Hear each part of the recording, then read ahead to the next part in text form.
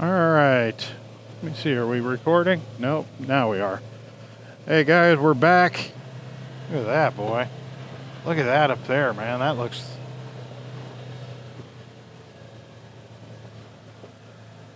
hairy. Wonder what's up there. Can't help but wonder. Wow, that is one hell of a hill. Woo-hoo! Yeah. Pick up a little bit of pace here. See if we can't get down the road here a little bit. Nice day. Now the sun's starting to get higher in the sky. So hopefully our video is a little bit better now. A little bit better now. So anyway, let's talk about tires. What do you say? I think we're going to talk about some tires and the Maverick Trail and tire selections and things that I have discovered since owning this machine, tire related type stuff. Let me try the off camber. Look at that. Dude, I'm telling you what. Wheel spacers on this machine just make all the difference. Make all the difference in the stability. And it's going to get even better when I get new tires. And that's what we're about to talk about, tires. And what I want to say is I went to go getting tires. And the reason being, I know the machine's brand new, and the tires that are on it, one would argue, hey, why not use those up before getting tires? And I'm going to be honest with you. I'm going to be real honest with you right now. I ain't going to try and lie to nobody. The reason being is these tires suck. These are craptastic tires. They feel what I would describe as driving on water balloons. I mean, the sidewall is just all over the place on these tires. They have good forward traction. They have good lateral traction. I don't have any problems with the traction of these tires, but they also wear like incredibly fast. Like I only have like 100 miles or something. Not even 100 miles. I think it's less than 100 miles on these tires, and they show, I think, pretty significant wear already. The front ones are doing halfway okay, but the rear ones are just burning up. And I need a spare tire anyway. And since these tires are so thin and light, they're going to make a really good spare tire. Of course, one at a time or whatever. I'm probably not going to use the other ones, but they're just really crappy. And here comes the honest part. I got that stimulus money, that 600 bones, and I thought to myself, well, this wasn't money that I was, gonna have anyway, and I should have put that towards, credit cards or bills or what have you. But what fun is that? You're supposed to put it into the economy. That's the point of the stimulus. So that's what I did. I put it into the economy and purchased tires. And the tire selection for this machine was limited. Well, no, that's not. I mean, for what I wanted exactly. I knew what I wanted exactly. I got a few years under my belt, right? And I have gone through a lot of tires. Now, and I've never partook in the latest craze of these like light truck tire style tires. These these tires that are like, light truck tires, and they're DOT approved and you can drive them on the street, those kind of tires. I've just never partook in that because I didn't buy it. I mean, I know what works in the desert because I've been riding in the desert for like ever. So I know what works.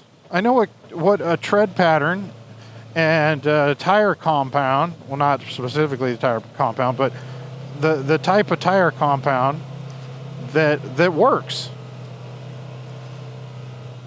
And those truck tires, I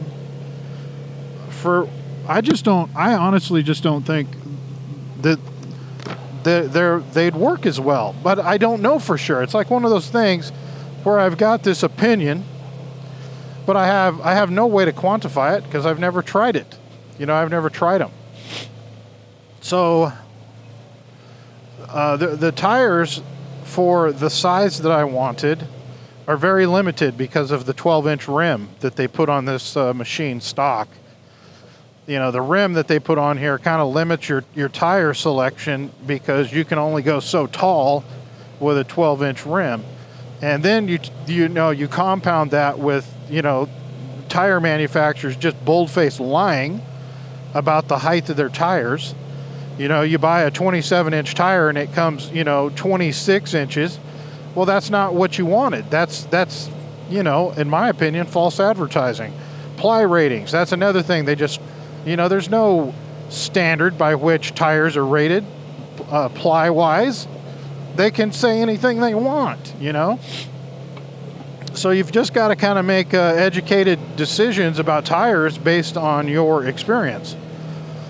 So I wanted a minimum of a 28-inch tall tire because in all probability, it wasn't going to be 28 inches tall.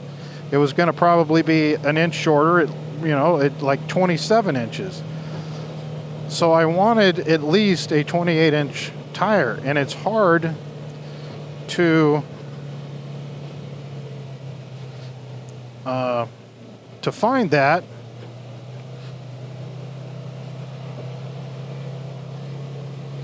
I don't know what that's all about. That was weird.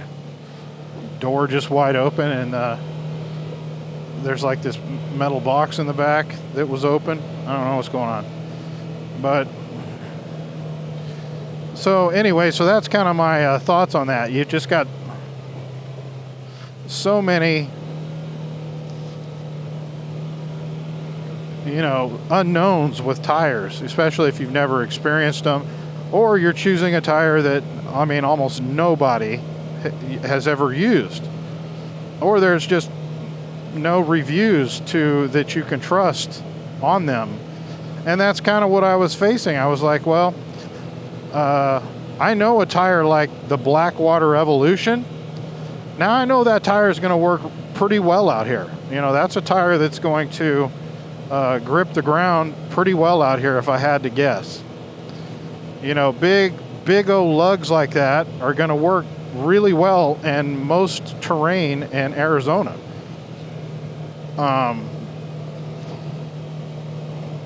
But they're going to wear faster, and if you drive them on the street at all, you're just going to burn them right up. And they're kind of a rounded profile. Now, I've tried both types of tires. I've had tires that have a more rounded profile, and I've tried tires that have a more squared off profile. And personally, I prefer like something that's in between those two things. Something that's not completely squared off like a carnivore, but definitely not like a balloon, like a half moon rounded type tire. I didn't want that. So I had narrowed it down to a few tires, and then I had decided on the Mongrel as the tire I was going to go with. They said it was 10 ply and good price, and I thought that was the tire I was going to go with. And then I talked to the service manager when I picked up my machine from the winch install, and he goes, "Dude, I've tried those tires. Those tires suck. Don't buy those tires." And I don't know if he was saying don't buy those tires because we don't sell those tires, buy these other tires we do sell kind of thing. That could have been the case, I don't know, but he scared me away from them. He just completely scared me away from the mongrels. And then I got to looking at the ITP Coyote. I thought, well, that looks like a good tire, but that tire didn't come in a tall enough size. And then people were reporting that they were not true to size. They were way shorter than advertised. And I was like, oh man, dude. So I was just going round and round. Do I just want to get bighorns? Do I just get bighorns? I know I'd like bighorns, but I don't want bighorn 2.0s, and the regular bighorns are pretty expensive. You know, they're expensive for what they are and how long they last. It's the amount of use that you get out of bighorns per the cost. I just don't think that's a good ratio, in my personal opinion. So I tried not that. And then I came across a tire doing a deep search. I did a deep search and did a deep search, and I came across. All right, so like I was saying, I was doing a deep search. They were not quite, up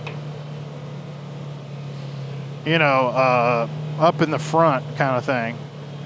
Let me see what we got here. Is this it? Ray Merritt, 5 points is this way. So I found a tire that looked really good to me. It was like a combination. I felt like it was a good combination, a good in between those like light truck style tires and like an ATV tire. And that was the ITP Ultra Cross R.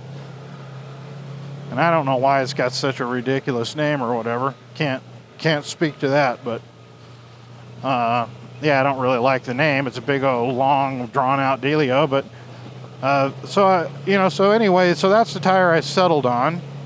And I don't know if they're going to be any good. They look good,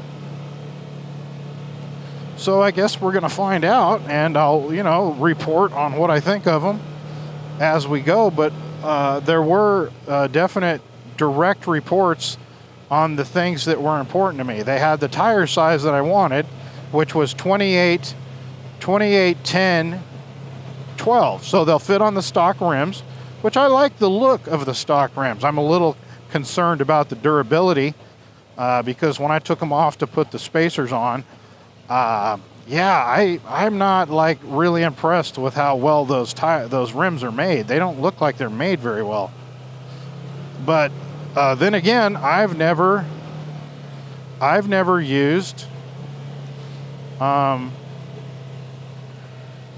aluminum rims before. I mean, this is the first set of aluminum rims I've ever used. I've always stuck with steel rims because of their, how cheap they are. Easy to replace. Doesn't cost an arm and a leg if you, if you break or bend one. It's not going to cost you a whole bunch. And they're tough. Steel rims, they'll bend, but you just take a hammer to them and, and just pound them back out. It's not a big deal. Let me get over this real quick here. Ooh. So I don't know. Maybe it's just something that I'm just not used to seeing. But I wasn't impressed with the way that the stock wheels look as far as durability. I think you give these things a good smack, and I'd be worried that you'd break one. So I'm trying to be super careful with them. But I really like how they look. I like the look of them. I think they look pretty sharp. So there's that. So they're going to fit on the stock rims, or I may just go back to steel rims. I haven't decided. I've got a set of steel rims that came off of my ATV, that are not going to be the best looking rims. Definitely won't look as good as the rims that are on here. But they will for sure be tough. They're a pretty tough rim.